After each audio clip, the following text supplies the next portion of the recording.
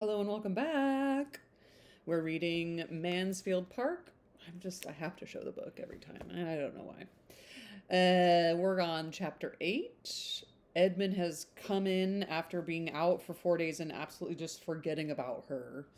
And she's got a headache, and he really is attuning to her. He's like the only one that is doing that in her life, and sees that she's hasn't been out exercising, and it's been hot, and she's been out going to and fro from somebody's house, from Mrs. Norris's house, and picking flowers, and he's vexed. He's as vexed can be that these women don't really care about Fanny.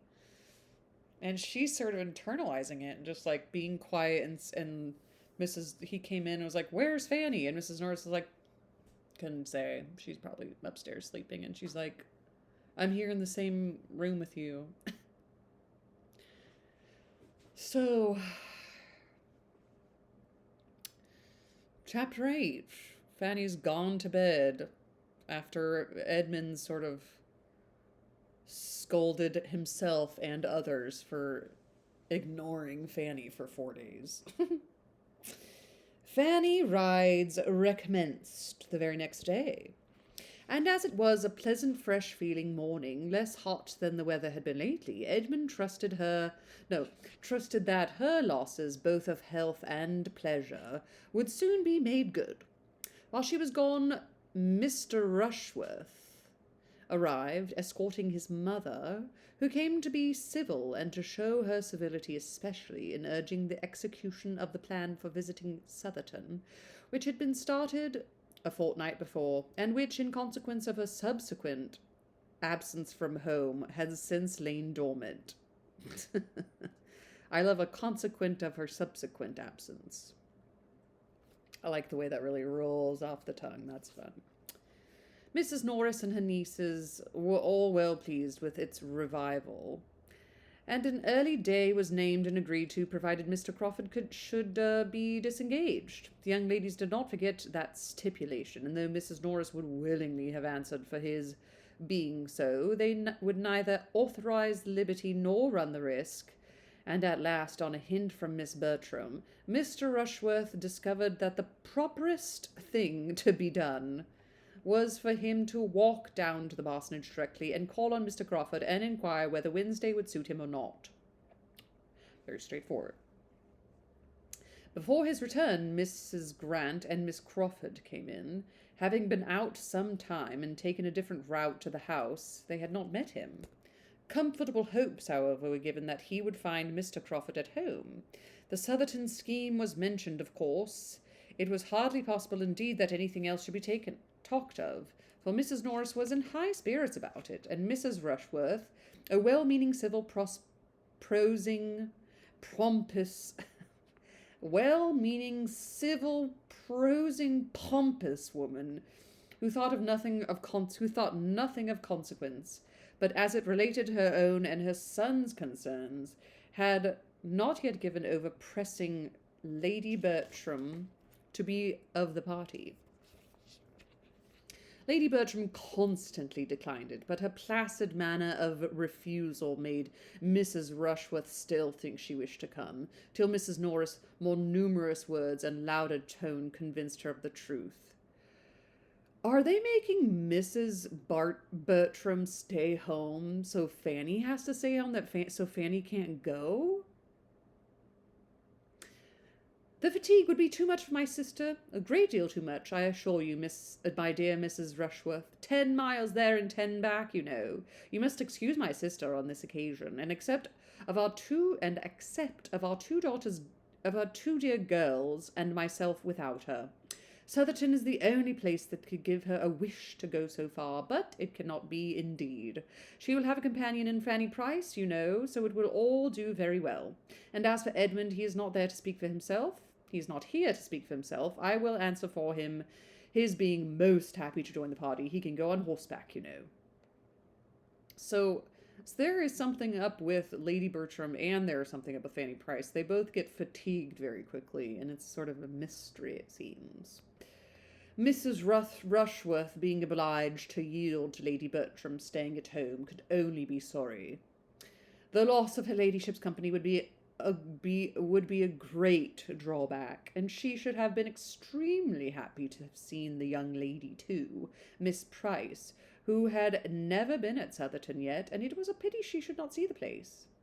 You are very kind, you are all kindness, my dear madam, cried Mrs. Norris. But as to Fanny, she will have opportunities in plenty of seeing Southerton. She has time enough before her, and her going now is quite out of the question. Lady Bertram could not possibly spare her. Oh, no, I cannot do without Fanny.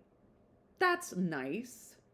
Mrs. Rushworth proceeded next under the conviction that everybody must be wanting to see Southerton, to include Miss Crawford in the invitation, and though Mrs. Grant, who had not been at the trouble of visiting Mrs. Rushworth on her coming into the neighbourhood, civilly declined it on her own account, that she was glad to secure any pleasure for her sister, and Mary, properly pressed and persuaded, was not long in accepting her share of the civility. Mr. Rushworth came back from the parsonage successful, and Edmund made his appearance just in time to learn what had been settled for Wednesday, to attend Mrs. Rushworth to her carriage, and walk halfway down the park with the other two ladies. On his return to the breakfast room, he found Mrs. Norris trying to make up her mind as to whether Miss Crawford's being of the party were desirable or not, or whether her brother's brooch would not be full without her. The Miss Bertrams laughed at the idea, assuring her that the brooch would hold 4 perfectly well, independent of the box on which one might go with him. But why is it necessary, said Edmund, that Crawford's carriage or his only should be employed? Why is no use to be made of my mother's chaise? I could not, when the scheme was first mentioned the other day, understand why a visit from the family were not to be made in the carriage of the family. What? Cried Julia. Go boxed up 3 in a post-chaise in this weather, when we may have seats in a brooch? No, my dear Edmund, that will not quite do. Besides, said Maria, I know that Mr. Crawford depends upon taking us. After what passed at first, he would claim it as a promise. And, my dear Edmund, added Mrs. Norris, taking out 2 carriages when one will do would be trouble for nothing. And between ourselves, coachmen are not very fond of the roads between this and Southerton. He always complains bitterly of the narrow lanes scratching his carriage. And you know one should not like to have dear Sir Thomas, when he comes home, find all the varnish scratched off. That would be a very handsome reason for using Mr. Crawford, said Maria, but the truth is that Wilcox is a stupid old fellow and does not know how to drive. I will answer for it that we shall find no inconvenience from narrow roads on Wednesday. Wilcox is stupid. Oh my God. They love to call people stupid. There is no hardship, I suppose, nothing unpleasant, said Edmund, in going in the brooch box. Unpleasant, cried Maria. Oh dear, I believe it would be generally thought the favourite seat. There can be no comparison as to one's view of the country. Probably Miss Crawford will choose the brooch box herself. There can be no objection, then, to Fanny's going with you. There can be no doubt of your having room for her. Fanny, repeated Mrs. Norris. My dear Edmund, there is no idea of her going with us. She stays with her aunt. I told Mrs. Rushworth so. She is not expected. You can have no reason, I imagine, madam, said he, addressing his mother, for wishing Fanny not to be of the party, but as it relates to yourself, to your own comfort. If you could do without her, you would not wish to keep her at home? To be sure not, but I cannot do without her. You can, if I stay at home with you, as I mean to do. There was a general cry out at this. Yes, he continued, there is no necessity for my going, and I mean to stay at home. Fanny has a great desire to see Southerton. I know she wishes it very much. She has not often a gratification of the kind, and I am sure, ma'am, you would be glad to give her the pleasure now? Oh, yes, very glad, if your aunt sees no objection. Mrs. Norris was very ready with the only objection which could remain, their having positively assured Mrs. Rushworth that Fanny could not go, and the very strange appearance there would consequently be in taking her, which seemed to her a difficulty quite impossible to be got over.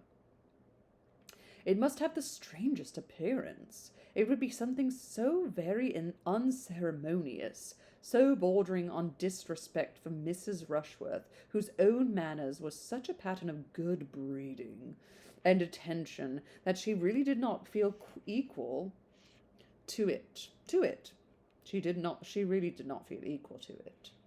Mrs. Norris had no affection for Fanny, and no wish of procuring her pleasure at any time.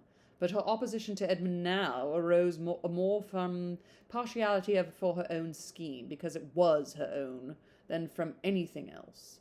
She felt that she had arranged everything extremely well, and that any alteration must be for the worse. When Edmund therefore told her in reply, as he did, when she would give him a hearing, that she need not distress herself on Mrs. Rushworth's account, because he had taken the opportunity, as he walked with her through the hall, of mentioning Miss Price as one who would probably be of the party, and had directly received a very sufficient invitation for his cousin, Mrs. Norris was too much vexed to submit, with a very good grace, and would only say, very well, just as you choose. Settle it your own way. I am sure I do not care about it. It seems very odd, said Maria, that you should be staying at home instead of Fanny. I am sure she ought to be very much obliged to you, added Julia, hastily leaving the room as she spoke, from a consciousness that she ought to often to stay at home herself. Everybody wants her to be obliged and grateful. This is very much like Cinderella's. Interesting. Fanny will feel quite as grateful as the occasion requires, was Edmund's only reply, and the subject dropped. Thank you, Edmund. Fanny's gratitude, when she heard the plan, was, in fact, much greater than her pleasure. She felt Edmund's kindness with all, and more than all, the sensibility which he, unsuspicious of her fond attachment, could be aware of. But that he should forego any enjoyment on her account gave her pain, and her own satisfaction seeing Southerton would be nothing without him. Oh, my God. Sometimes it is hard caring for people, because you don't like to see them hurt or in pain at all, and life is going to bring that to them naturally. It's hard to be like, care for people sometimes. The next meeting of the two Mansfield families produced another alteration in the plan, and one that was admitted with general approbation. Mrs. Grant offered herself as companion for the day to Lady Bertram in lieu of her son, and Dr. Grant was to join them at dinner. Lady Bertram was very well pleased to have it so, and the young ladies were in spirits again. Even Edmund was very thankful for an arrangement which restored him to his share of the party, and Mrs. Norris thought it an excellent plan, and had it at a tongue's end. And was on the point of proposing it when Mrs. Grant spoke. Wednesday was fine, and soon after breakfast the barouche arrived, Mr. Crawford driving his sisters, and as everybody was ready, there was nothing to be done but for Mrs. Grant to alight, and the others to take their places. The place of all places, the envied seat, the post of honour, was unappropriated. To whose happy lot was it to fall? While each of the Miss Bertrams were meditating how best, and with the most appearance of obliging the others, to secure it, the matter was settled by Mrs. Grant saying, as she stepped from the carriage, "As there are 5 of you, it will be better that one should sit with Henry, and as you were saying lately you wish you could drive, Julia, I think this would be a good opportunity for you to take a lesson." Happy Julia, unhappy Maria. The former was on the barouche box in a moment. The latter took a seat within, in gloom and mortification, and the carriage drove off amid the good wishes of the 2 remaining ladies, and the barking of Pug in his mistress's arms. The road was through a pleasant country, and Fanny, whose rides had never been extensive, was soon beyond her knowledge, and was very happy in observing all that was new, and admiring all that was pretty. Wow, she, has never even been out of the... This is crazy. She was not often invited to join in the conversation of the others, nor did she desire it. Her own thoughts and reflections were habitually her best companions. Best not to say much at all if you're, you know, I got you, Fanny. Your thoughts and reflections habitually her best companions. And in observing the appearance of the country, the bearings of the roads, the difference of soil, the state of the harvest, the cottages, the cattle, the children, she found entertainment that could only have been heightened by having Edmund to speak to of what she felt. She kind of has the sensibility of Marianne from Sense and Sensibility, but without the ability to, like, emote it. Like, she hasn't been given, like, the secure attachment style to be like, I'm feeling all these things and it's so beautiful and it's amazing. She's, like, feeling those things but can't really share with the group. And the group is just, like, these crappy kids. It was nice that Mrs. Grant gave up her spot. It was Mrs. Grant gave up her spot? You know, just let the kids have their fun. So she got us together to speak of what she felt. That was the only point of resemblance between her and the lady who sat by her, in everything but of value for Edmund. Miss Crawford was very unlike her. She had none of Fanny's delicacy of taste, of mind, of feeling. She saw nature, inanimate nature with a capital N, with little observation. Her attention was all for men and women, her talents for the light and lively. So is this Miss Crawford? And looking back after Edmund, however, when there was any stretch of road behind them, or when he gained on them in ascending a considerable hill, they were united, and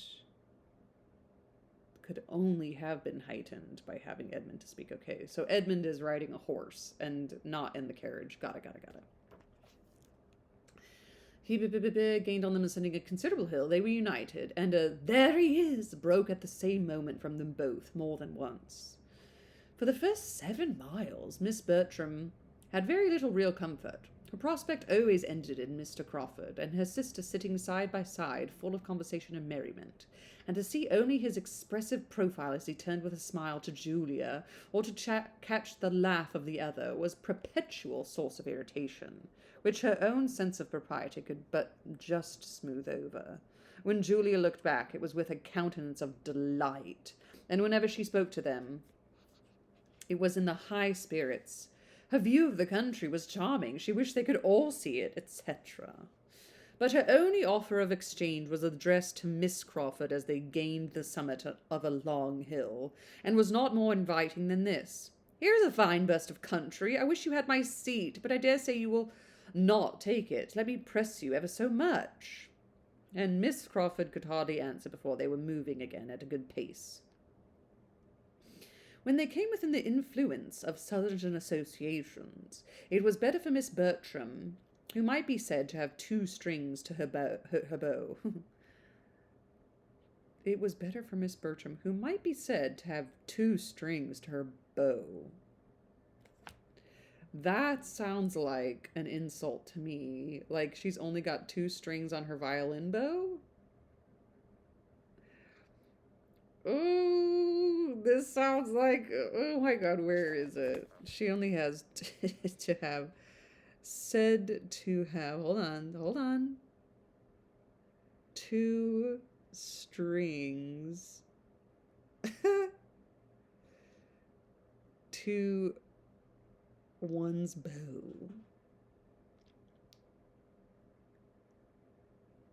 Oh, 2 or more resources. The second string is a backup in case the first one fails. Oh. Having a backup options or a diverse set of resources. Oh, the phrase suggests a person well prepared and can adapt to different situations. Oh, I thought it was like you only have...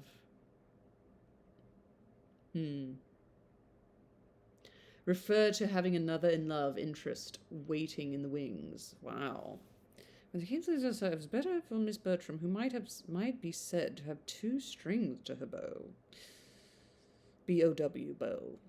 She had Rushworth feelings and Crawford feelings, and in the vicinity of the Southerton, the former had considerable effect. Mr. Rushworth's consequence was hers. She could not tell Miss Crawford that those woods belonged to Southerton. She could not carelessly observe that she believed that it was now all Mr. Rushworth's property on each side of the road, without elation of heart. And it was a pleasure to increase with their approach to the capital freehold, mansion, and an ancient manorial residence of the family, with all its rights and court leet and court baron. Now we shall have no more rough road, Miss Crawford. Our difficulties are over. The rest of the way is such as it ought to be. Mr. Rushworth has made it since he succeeded to the estate. Here begins the village. Those cottages are really a disgrace. The church spire is reckoned remarkably handsome. I am glad the church is not so close to the great house as often happens in old places. The annoyance of the bells must be terrible. There is the parsonage, a tidy-looking house, and I understand the clergyman and his wife are very decent people. Those are almshouses built by some of the family. To the right is the steward's house. He is a very respectable man. Now we are coming to the lodge gates, but we have nearly a mile through the park still. It is not ugly, you see, at this end. There is some fine timber, but the situation of the house is dreadful. We go downhill to it for half a mile, and it is a pity, for it would not be an ill-looking place if it had a better approach. Miss Crawford was not slow to admire. She pretty well guessed Miss Bertram's feelings, and made it a point of honour to promote her enjoyment to the utmost. Mrs. Norris was all delight and volubility, and even Fanny had something to say in admiration, and might be heard with complacency. Her eye was eagerly taking in everything within her reach, and after being at some pains to get a view of the house, and observing that it was a sort of building which she could not look at but with respect, she added, "Now where is the avenue? The house fronts the east, I perceive. The avenue, therefore, must be at the back of it. Mr. Rushworth talked of the west front." Yes, it is exactly behind the house, begins at a little distance, and ascends for half a mile to the extremity of the grounds. You may see something of it here. Something of the more distant trees, its oak entirely. Miss Bertram could now speak with decided information of what she had known about when Mr. Rushworth had asked her opinion, and his spirits were in as happy a flutter as vanity and pride could furnish, when they drove up to the spacious stone steps before the principal entrance. Ooh. Okay. Sounds like Fanny's just like much smarter than the Miss Crawfords. Miss Crawfords and Miss Bertram's. And she's just sort of like keeping to herself because they're all terrible. I get it. Well, everybody, happy reading and ta-ta, and thank you so much for listening and reading along with me if you are, and learning with me. I appreciate you all. Ta-ta.